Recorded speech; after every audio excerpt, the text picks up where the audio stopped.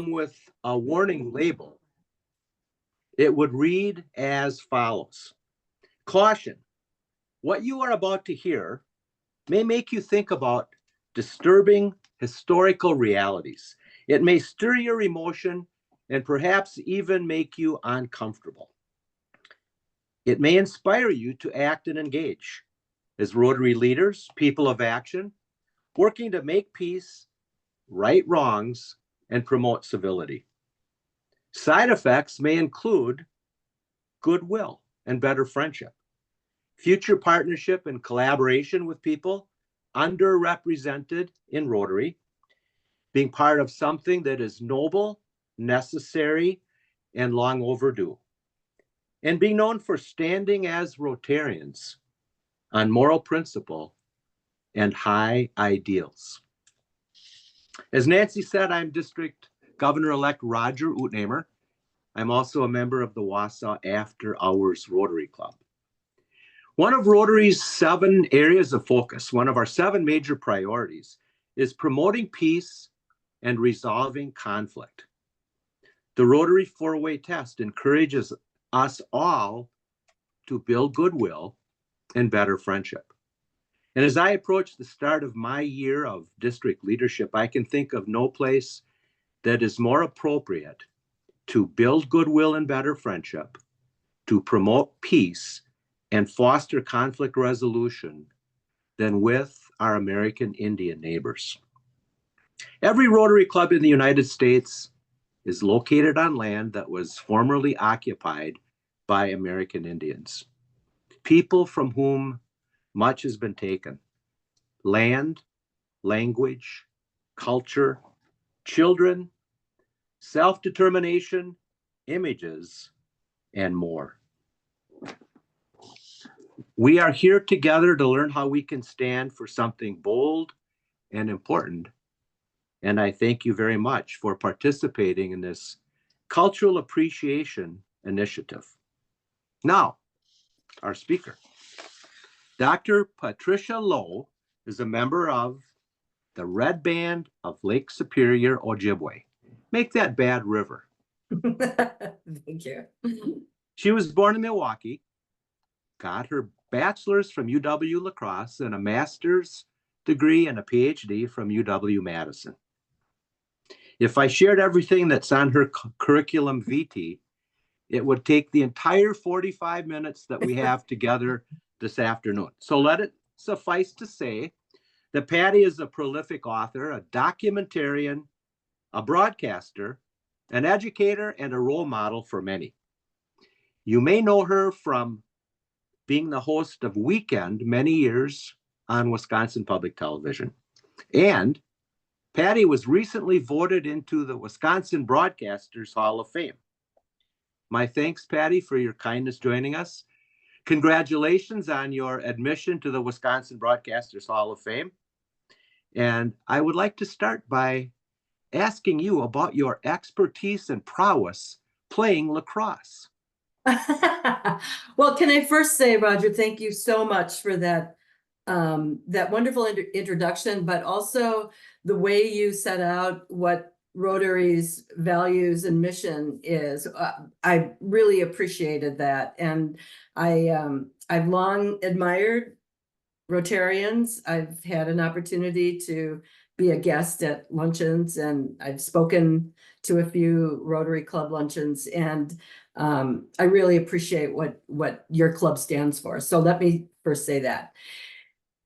And you see the lacrosse stick over my shoulder. I have been steeped in lacrosse the last couple of years, helping the Field Museum with its new lacrosse exhibit. Bagataway is what we call it in Ojibwe. And it's the first of 5 rotating exhibits that are in the Native Truths exhibit. But I don't really play. I have done a documentary about it, and I'm a cheerleader for the sport. But as far as what I can do with a stick and a ball is probably not much more than what I suspect you can do with a stick and a ball. Well, I had a call today from a friend in Madison who said, if you're going to be talking to Patty Loew, be sure you ask her about lacrosse. And he did not mean the city. Right, right. Well, I got my bachelor's degree in lacrosse, so I'm a fan of that city too. Right. But I was lucky enough to be a guest on Larry Mueller's show yesterday on the Wisconsin Ideas Network, and that was the topic, was lacrosse. So Oh. I've been living, breathing, and eating lacrosse for the last couple of years. Why don't we start by having you have an opportunity to tell us anything about you that I have not already mentioned? Well, you mentioned that I was born in Milwaukee, and I don't remember meeting another, other than my relatives, another Native person in the housing project that I grew up in. It was a very diverse housing project. There were African American and Puerto Rican and Mexican and a lot of Greek Orthodox kids, as I remember, but no Native Americans. And I didn't really have a sense of my Native American identity until I was maybe 11 or so. And I would go up to the Loew Reservation for summers to spend with my Aunt Bunny and Uncle Ace, the Indians. And it wasn't until I was in middle school that I realized, well, hey, if I've got an aunt and an uncle who are Native, maybe I have too. So a lot of what I learned, first of all, I didn't learn anything in school about Native people other than Paleolithic hunters migrating across the barren land bridge. And then we kind of dropped out until the French fur trade. And then we totally dropped out of history books.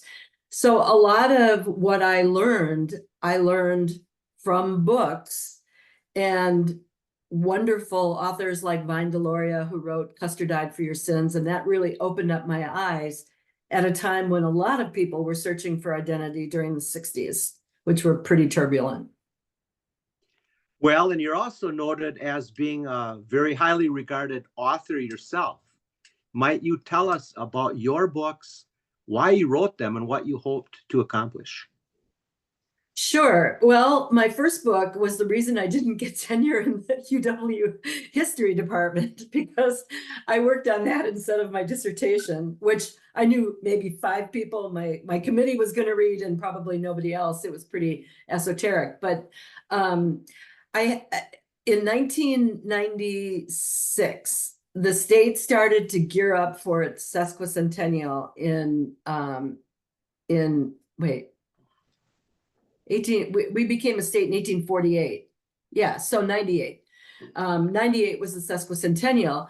And the state was making all these plans to celebrate the prosperity of the state and its good fortune and the, brilliance of its people. And then almost as an afterthought, somebody said, what about the first people of this state? So the people who organized it kind of rushed to try to fill that void. And I agreed to help create a walkthrough public history display that featured all 12 Native nations in Wisconsin. And I was basically a wordsmith for the 12 Native communities. And I traveled around and found out what they wanted to say about themselves. And out of that, it was a wonderful experience for me. And people kept telling me, why don't you write a book about the 12 nations, 1 chapter each? And there wasn't a book like that out there. So I wrote that instead of publishing my dissertation. Oh, and that's the children's book. And I'll tell you, Roger, I'm so glad you're holding that up, because my kids just recently asked me, what is the thing in my career that I'm most proud of? And that's it right there, a 4th grade reader. About this time, the state was going through a really turbulent chapter around treaty rights. And there was a lot of miseducation and misinformation. And my kids were coming home from school with really dreadful material. It's up all the way. I think I'm getting some feedback here. I think maybe it ended. I don't know. Maybe people aren't muted. But anyway, so I write this general history book for the Wisconsin Historical Society Press. And teachers started using it because about this time, during the middle of all this violence over spearfishing, the legislature passed a law called Act 31, which was an educational mandate that required that every Wisconsin school kid learned about Wisconsin Indian history, treaty rights, and sovereignty 3 times in the K-12 experience, and set up certification standards for teachers.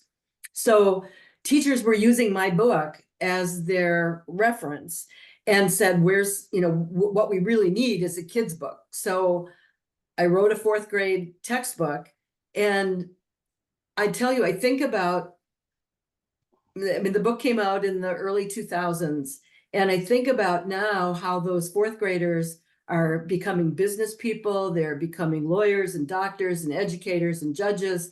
And this book was written in collaboration with the 12 Native communities. And they tell me they feel like it's an authentic representation of who they are. And so that's really gratifying to me. I've written other books, but this is the one that I'm most proud of. Well, and I've read it, and I suggest that all of us who are parents or grandparents bribe their family members with device time for every minute allocated to reading your book. Thanks, Roger. And it really will help anyone in Rotary that's interested in building goodwill and better friendship to have a better understanding of the reality that was not taught in many schools for the first few centuries of experience here in the United States. Now, Patty, I mentioned that one of Rotary's major priorities is resolving conflict. Mm-hmm. And I would like to name a potential issue or conflict and ask you to comment on it with the understanding that you can pass on anything that you don't want to talk about. So let me just start by saying land into trust. Yeah, that's a big issue. To know about that? Yeah, well, you have to know a little bit of history. The problems began in 1889 or 1887 with the General Allotment Act, or the Dawes Act. And basically it was the government's attempt to break up all these expensive reservations. And on the one hand, you had Christian reformers who thought the best future for Native people was to assimilate. And then you had the Western land expansionists who said, if we break up these reservations, we can get land. So all the reservations, with few exceptions, the Menominee being one, were allotted. And my grandfather was allotted 80 acres in northern Wisconsin on the Bad River Reservation. This happened all over the country. Once every tribal member had 80 acres, the rest was opened up for and given free to homesteaders. And in kind of a checkerboard fashion, the idea was, well, our vision for Native people, forget that they were hunter, fisher, gatherers. We're going to turn them into farmers, whether the land was suitable for farming or not. They were going to be farmers, and they're going to live next to these good Protestant farmers with a good work ethic. And then we won't have an Indian problem because they'll all assimilate. So fast forward now through some really rough times for Native people and communities, really struggling with poverty and all kinds of issues and land loss. Because what happened when the land was opened up, what do Native people know about mortgages or liens or, any of that kind of thing? So many of them were really duped out of their land, or, traded it for trinkets, and so there was this great bloodletting of land. On the Oneida Reservation, which is near Green Bay, and was a very, that land was really popular because there was a port there. Eventually there was an airport, there was a fort. So the Oneida lost 98% of their land. Bad River, my reservation, we were a little bit more remote. We only lost 65% of our land. But this tells you how, as the state became more prosperous, Native nations became more impoverished. Well, then there's gaming. that arose in the 1980s. And finally, there was money to put into local economies because, and this is just kind of an aside, but we don't own our land. Our land is held in trust for us by the federal government. We can't use it for collateral to go to a bank and say, lend me some money, here's my allotment, because allotments can't be sold. I mean, it's held in trust. So we were really impoverished until the late 1980s when the National Indian Gaming Regulatory Act was passed. Now there's, money coming into our economies, and tribes are building health clinics, they're building senior housing, they're doing Meals on Wheels programs, and they're buying back land that was lost through this allotment process. So they're buying land that's culturally important or might have importance for economic advancement. But every time a piece of land comes off the tax rolls from the local municipality, because our tribes are overlaid onto counties and townships and cities and the state. So every time the tribe buys a piece of land back, that reduces the overall property tax base and increases the burden for individual taxpayers. This is a problem that's happening all over the country as tribes become more prosperous and they start buying back their land. What the Oneida have done, I think, is a really good model for conflict resolution.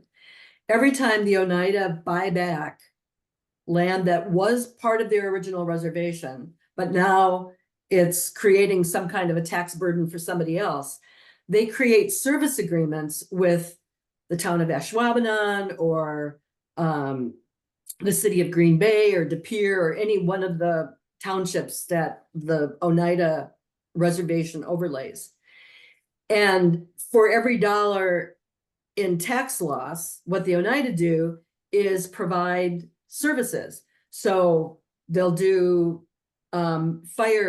they'll provide fire service, or they'll fix roads, or they'll, any number of things that happen on the county or municipal level, they will, on an equal basis, reimburse the local township for that lost tax base. Now, land into trust leads right into road easements in Lac du Flambeau. Yeah, I haven't been following that issue. I lived in Chicago until just recently. I was helping to set up and then direct a center there. And it's not that it's politically awkward to talk about it. I just don't feel like I have enough information to talk about that issue. Mascots, and I'll tell you, it's always Rotary clubs where I could be speaking on any topic. And when there's questions, there's always somebody in the back. And the question always goes like this. I want to ask you about mascots because I came from a high school. There's always this preamble. I came from a high school that had an Indian mascot, and we were always really proud of it. And we saw it as something, the qualities of that native warrior were something that we thought were really positive. And so, we really felt good about having this, a native mascot. How do you feel about it? That's always the way the question went. And what I said once at a Rotary Club meeting was, say you have a beloved relative, an aunt maybe, who sends you a present for the holiday, and you open it up and there's a lime green leisure suit with fuzzy bunnies on it. And she insists that you put it on, that you wear it. And you are looking at this thing and you're just mortified. You don't want to wear this. I mean, it's just, but still, you understand that your aunt has the best of intentions. But in the end, who gets to decide whether you have to wear that atrocious lime green leisure suit? Do you have the right to say, no, this isn't something that I want. I'm not comfortable with this. I don't want to wear this label or this mascot or this leisure suit. or the person who's saying, we're doing this with the best of intentions, we're honoring you, so wear the darn thing? I think the answer for most people would be pretty clear. And, you know, there was a really poorly constructed Washington Post survey that was done when everything, the wrath of the world was coming down on the Washington professional football team.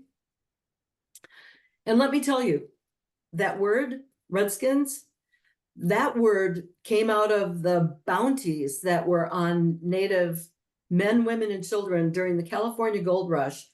And there was a $1 bounty on men, Native men, a 50-cent bounty on every woman, Native woman killed, and a 25-cent bounty on every child. And it was too cumbersome to bring the entire bodies, so they brought the genitals. And that's where that word comes from. That's why it's, you know, it's, people went apoplectic about it. And I should say, this is an Algonquin. There are lots of tribes that have the Algonquin language. Not every tribe has this same meaning attached to it, but this was the meaning that Native people who spoke an Algonquin-based language have. So, where was I? Mascots. Anyway, this is the Washington Post survey. Yes. So they did this survey that was really poorly constructed. Any communication specialist would tell you this was that they called up people, asked them if they were Native. People could self-identify, and if the survey researchers had known anything about Native people, they'd know that only at that time, like fewer than 30% had landlines. So, and people were identifying, you know, based on my grandfather might have been a Cherokee princess. There have been other surveys that have been done that show that a vast majority of Native people do not want to be mascots. Sorry for that long-winded. No, that's quite all right. This time is yours. Broken treaties. Boy, you know, the classic one right now, what goes around comes around. First of all, treaties are promises between sovereign groups, sovereign nations. And the treaties that the United States government signed with Native nations in, you know, the 16, 17, 18 centuries, 19th centuries too, the United States recognized that this was land that was possessed by these sovereign groups, and that if they wanted it, they wanted to buy it or they wanted to take it, they needed to sit down and treat with them as sovereigns. There's a line in the US Constitution that says treaties are the supreme law of the land. So I think it's, you know, without getting too political, right now we have a situation where my tribe is embroiled in a lawsuit with Enbridge over the Line 5 pipeline. And the Enbridge lawyers and Canada and people who are pro the pipeline have said, well, we have this energy treaty with Canada signed in 1977. Well, hello, the treaties that the United States signed with the Ojibwe began in 1836, 37, 1842, and 1854. So, you know, we have a situation where if the Canada treaty is privileged, then that means this treaty is going to be broken with my group, and it preceded the Canada Energy Treaty by 125 years or more.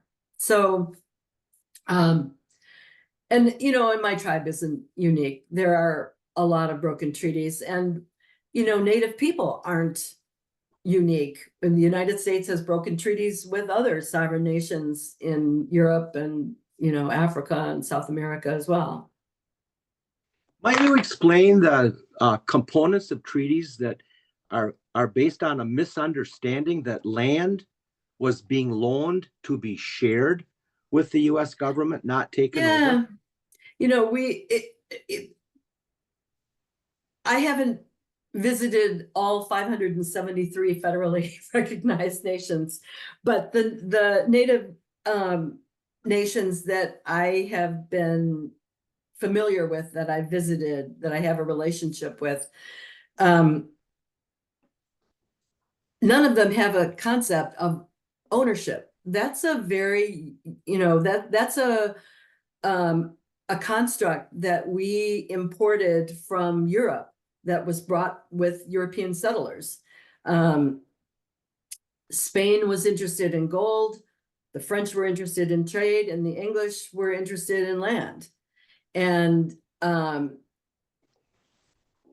in native communities, land is thought of as something that you use, that you occupy, but it's not something that, the land is going to be here a lot longer than you are. So the idea of owning a piece of the earth was very foreign. And this was one of the, great disconnects in these treaty negotiations, because we didn't have that, we weren't talking the same language. Bullying and racism.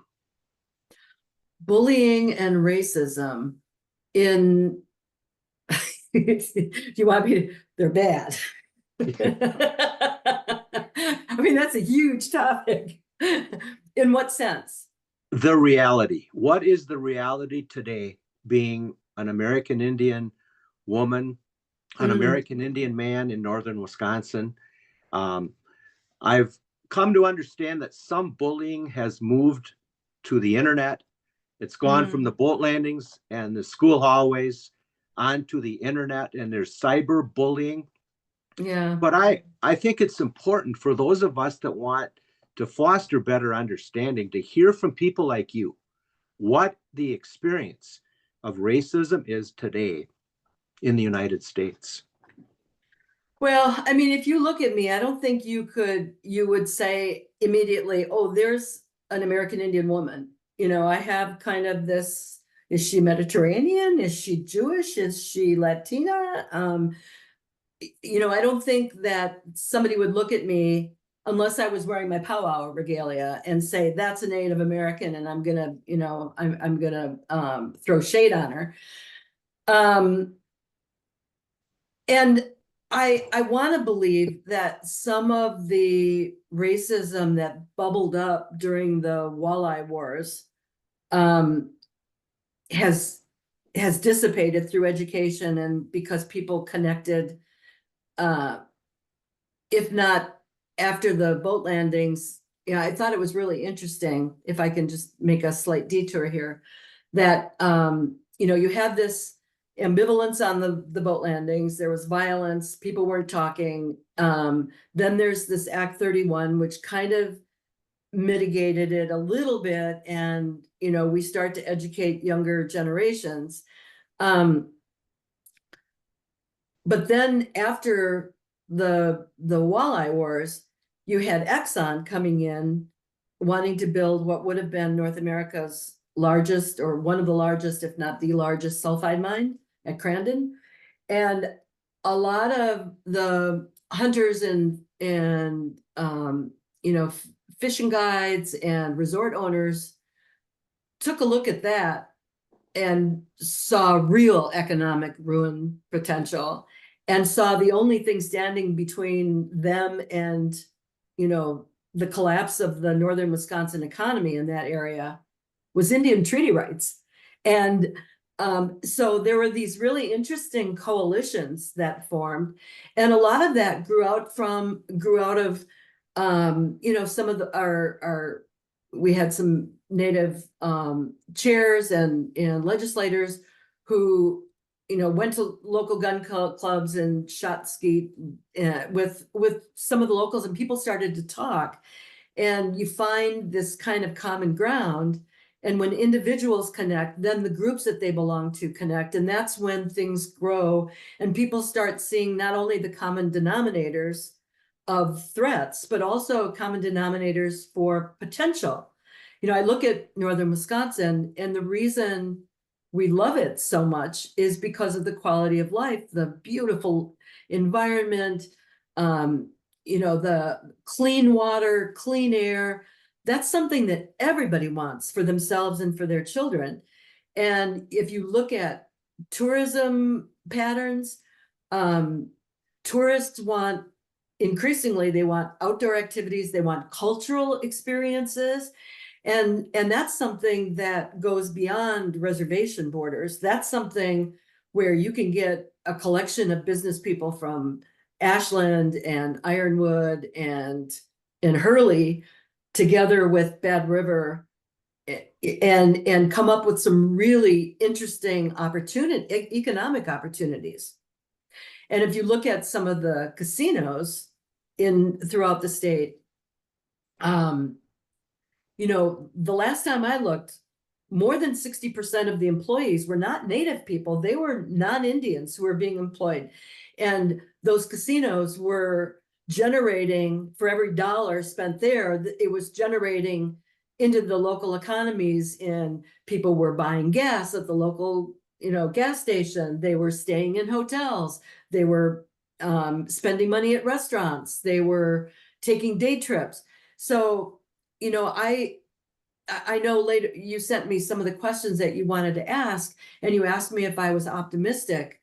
I am really optimistic because I see so much economic potential as well as cultural understanding.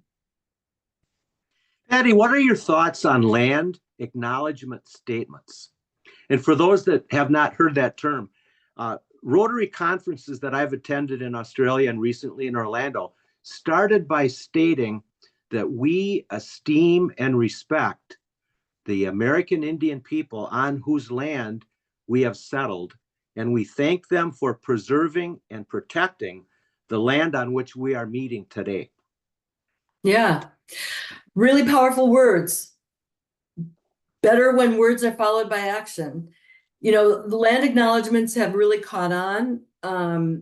They were developed with the best of intentions, and I think they're still important to remind people that we are enjoying our quality of life because of decisions that were made by our ancestors. But I think it's more important that those words be a jumping off point for action. So, when I was in Chicago, I would hear land acknowledgements at Steppenwolf Theater, and and some of them actually chose plays that had native themes in them, and they started really looking to try to hire native actors. That to me is what a land acknowledgement should do.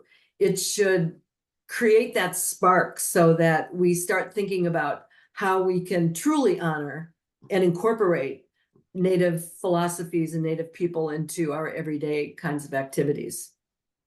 Piscakane Greg Johnson from Lac du Flambeau. Fabulous. Love that guy. And he told me that he has nothing but deep respect and admiration that you helped propel him on the course of action that he's pursuing today. Wow. When I asked Piscakane about land acknowledgement statements, he said, yeah, they're okay, but give us back our land. Someone once told me that it's kind of like you have a roommate who comes into your bedroom and steals your laptop, and then comes to you and says, well, I took your laptop, but it's okay now because I told you I took it. So yeah, following it up with action is really, I think, really important. Before we open up the floor for other questions, I have one last and very important question for you. And that is, what can we do in Rotary to foster peace, resolve conflict, and build goodwill and better friendship? What a beautiful question, Roger. I think it all starts with one-on-one interactions.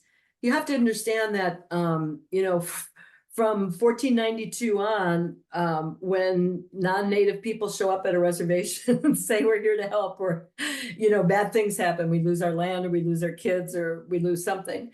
And so, I sense this reticence in some of my communities, people really joining, more mainstream clubs because of past discrimination or past injustice, or just, fear. So I think if Rotarians really, this is a good start, inviting Greg, who's wonderful, and I hope that, this is beneficial. My presence is beneficial to your members, but, go to our powwows. Powwows are such a fun activity, and, we judge the success of them not by how many of our people show up, but by how many other people we're able to draw in. You will always be welcome at a powwow. That's a really great low, low tension. There's no tension. Great place to eat, enjoy some food, listen to some music, meet new people. That's a good place. Go to open houses at our, all of our tribes have events. We revere our veterans. If you're a veteran and you show up on our reservation, you're going to be elevated to a status that you've never experienced before. So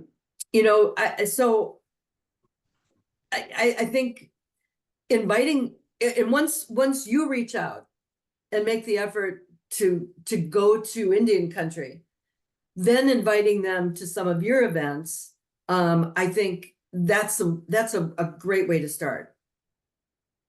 I noticed that Norbert Hill is on the call, and he will be Norbert joining us speaking Sicoli. to. I'll let you two say hello to each other.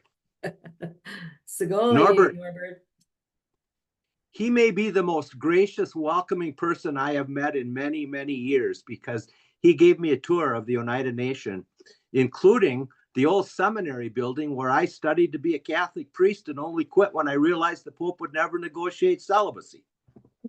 Oh,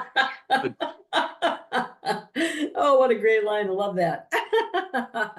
Welcome, Norbert. He will be speaking at the April 20th meeting of Rotarians from throughout the entire Midwest, along with Artley Scannendor, the principal of the Oneida Nation High School. So yes, we are learning, and we're listening, and we're hoping to be sensitive and respectful. And we are not afraid in Rotary to try to be bold, to do some noble things, to stand on some high values, and look at some very important ideals that we can pursue and realize together. And for that, I thank you. I thank Biskakane, and certainly Norbert, for his incredible warm hospitality and the generous allocation of his time that he shared with me touring the Oneida Nation. So, Roger, I brought my Northwestern students to the Oneida Reservation every fall to help the White Corn Cooperative bring in their harvest. And it was transformative for my students. And the Oneida were so kind and welcoming. And Norbert usually always joined us for dinner and did a lecture. And a question for all of you is, from where do you find your ability to be so forgiving and so gracious and welcoming to those of us who represent much of what has been taken from you and your people? Well, I mean, at some point, the past, you can't do anything about the past. You can just move forward. And you hold the anger in your heart, and you hold resentment, that doesn't do anybody, including yourself, any good. So, as a journalist, I've always been sort of solution oriented. So, and that's a thing now, solution journalism, they gave it a name. So it was never enough for me to just point out the warts, societal warts. I always wanted to find something or some place or some person who was doing it better, and so that's kind of the way I've always moved forward. Would you come back and visit with us again in the future? Oh, absolutely. Good. Good. Absolutely. Well, I'll definitely see you on June 20th when you're inducted officially into the Wisconsin Broadcasters Hall of Fame. I guess the list of nominees was pretty thin this year. It was absolutely not. There were many. In fact, there were as many as we've ever had. But I have to tell you that you are one of the rare people selected on the very first time they were nominated. So for that, I Wow. congratulate you. Thank you very much. Appreciate it. Now, Roger, we have we do have a question in the chat, so I'll kick that off because I know folks wanna ask questions. So when looking at Lakota Indians and the bison, can other tribes do something similar for ecotourism and bringing communities together? There was a documentary on PBS with Ken Burns, The American Buffalo, excellent, that highlighted the significance of the bison to North American tribes. This is what has us asking the question. So thanks. Yeah, there's an intertribal bison association that has provided bison that wander off Yellowstone, and some of the ranchers in the area are really concerned about brucellosis and some other cattle diseases. So the Intertribal Bison Association has been providing bison. That's one thing going on. But these intertribal producers organizations are showing up everywhere. There's an intertribal maple syrup producers association with tribes from Minnesota, Wisconsin, and Michigan that are sharing equipment and marketing their maple syrup together. There are other food sovereignty groups that are popping up and trying to reestablish some of the old Indian trade associations. There's some really exciting things going on in the world of cooperatives and around indigenous foods, because our communities suffer from tremendous rates of diabetes and other things associated with a non-traditional diet. So we're trying to go back to our original foods and connect with other communities who are trying to do the same thing. I think there's opportunities for regional cooperatives involving native and non-native food producers that could be doing some really interesting things. And I also think that there's a lot of excitement around alternative energy right now. My tribe invested some of its COVID money in creating some solar farms. We have our health clinic is powered by our one solar farm. We have another one attached to our wastewater treatment center, another one at our fish hatchery, another one on our admin building. So that's kind of exciting. And now there are these sort of there's a growing movement around community solar collectives that are not run by utilities, but communities and neighborhoods. So that's something where I see a lot of potential. And then ecotourism, absolutely. And I'll just say that I think we're finally starting to realize that climate change is a real thing. And native tribes have been adjusting to climate change since the last ice age. We know a few things, and we're willing to share that knowledge. And so whether it's trying to figure out when to plant Christmas trees or the right kind of trees for your Christmas tree farm, or whether it's organizing trips through the Kakagan sloughs and looking at the wild rice and learning more about the animals we're all trying to protect. I think there's a lot of potential for ecotourism, cultural tourism, and just tourism in general. You mentioned climate change, and that makes me think about what I've learned from you tonight, from Biscockany, Greg Johnson, and certainly from Norbert Hill. And that is that our indigenous native peoples were the first environmentalists. Absolutely. Yeah. And Roger, I think it's really helpful sometimes to think about and be willing to understand there are different ways of knowing, knowing the natural world. You can look at our air and water and trees and the critters in it as commodities, or you can look at them as relatives and understand that we're all part of that. I know that Norbert's tribe, the Oneida, have the notion of a seventh generation philosophy, which I think is really important. When we grow up, we're taught that when you make a decision, you should be thinking about whether that decision is in the best interest of generations in the future. I know the Oneida think about 3 generations in the future, the present generation, and 3 generations past. Some other tribes think about it as 7 generations, or like 240 years in the future. But what it does is to remind us to be willing to sacrifice for the betterment of our grandchildren and great-grandchildren. But it also causes us to look backwards and realize that the quality of life we have and our way, just the way of life that we still have, is because of decisions that were made by our ancestors. And so we have gratitude for that as well. And I think when you think about the really wicked problems that we have on this planet, homelessness, climate change, poverty, that really requires all of us to be thinking. I mean, we have to have long-range vision to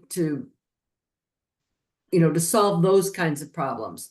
And yet in our mainstream society is organized around short-term gratification.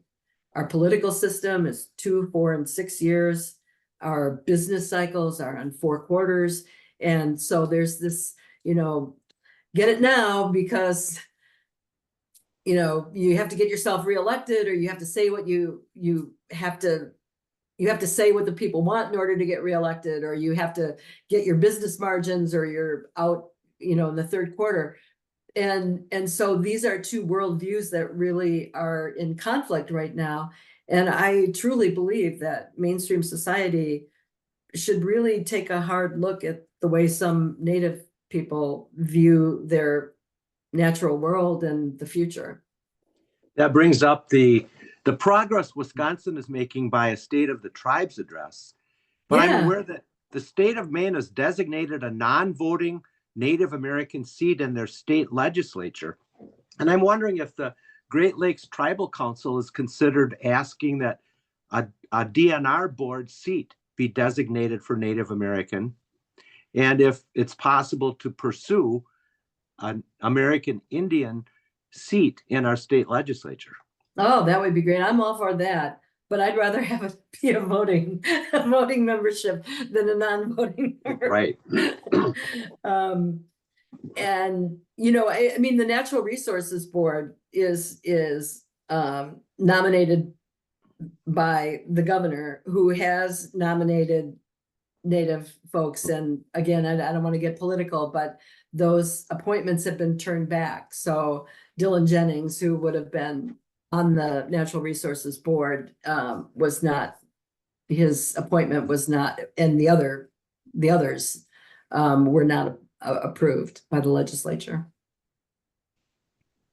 Other questions? Patty, there's one more question in the chat. Has there been any partnership with hunter safety groups to teach the culture of respect for land and for taking the life of an animal that provides food for your family? That's a great question. It is a great question, and there should be. I know tribes have hunter safety programs. I don't know whether there are partnerships, but that sounds like a really great idea. And I would start with the short video featuring Piscataway called The Ways. It's www.theways.org. It's a series of programs created by Wisconsin Public, the Educational Board of Wisconsin. And it's absolutely beautiful. There's a video from each of the communities, And the one from Lac du Flambeau features Greg, and it's just wonderful. Do we have time to continue, Patty? I know we were gonna Yeah. wrap up at 4:45. Okay. So Fran Finley, our friend Fran, is up in the Upper Peninsula of Michigan. She has 3 topics. She's wondering if you want to comment on any of them or all of them. Off-reservation adoption, fishing rights, and missing Indigenous women. Oh boy, those are really 3 That's a big. whole nother session, right? Yeah, I mean, but they're you know, the missing and murdered Indigenous women issue is real, and it's incredible how few Native women's names are in the FBI's database compared to the number of actual missing people. The fishing rights ongoing, that might be too big to comment on. The third one was adoption. Between 1950 and 1974, 35% of Native children were either adopted or fostered out into primarily non-Native families. It's something that not a lot of people know about. It was halted by the Indian Child Welfare Act, which is under assault right now. You might want to, if you're interested in this topic, oh, what's the name? Sandy Whitehawk was in it. It's the Dawn. Do you know the person that asked the question? There's a really wonderful documentary that was that appeared on Frontline. There's another Frontline documentary that was done by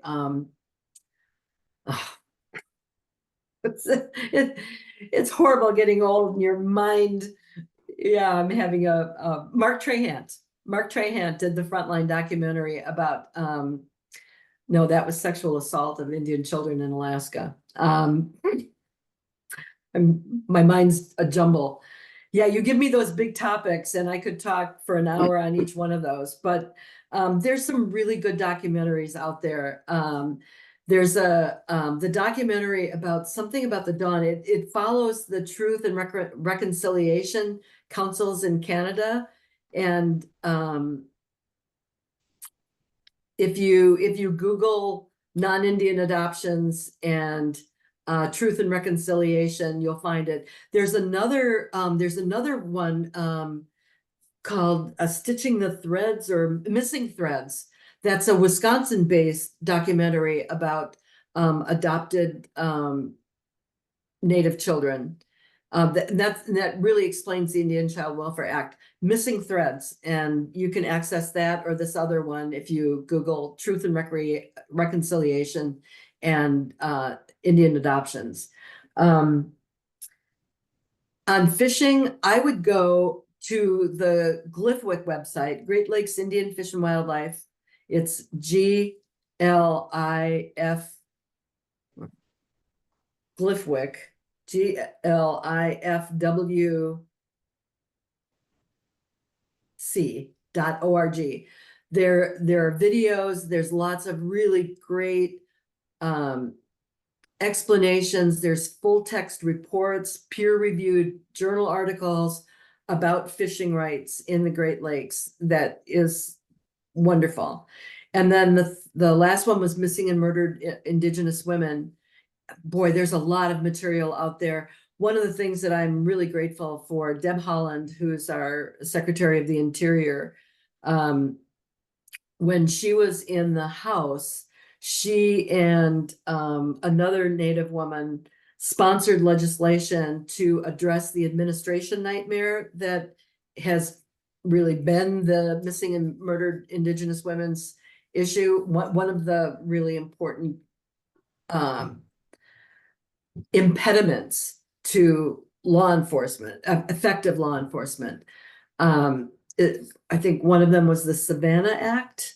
So there's a lot there too. And she really prioritized Indian boarding schools and MMIW issues as Secretary of the Interior. And I think there's a lot of Native people who are really grateful to her. Thank you, Patty. So Cody commented, a Ojibwe member from Michigan UP, and he loved Fran's question. So thank you, Cody. And Angela Uju, commented, Cody. yeah. And Angela commented, daughter of a lost bird document. Yeah, Lost Documentary. Bird. Yeah, that's Lost Bird was the child who survived the Wounded Knee massacre in 1890, and it kind of chronicles the, you know, how Native American children have been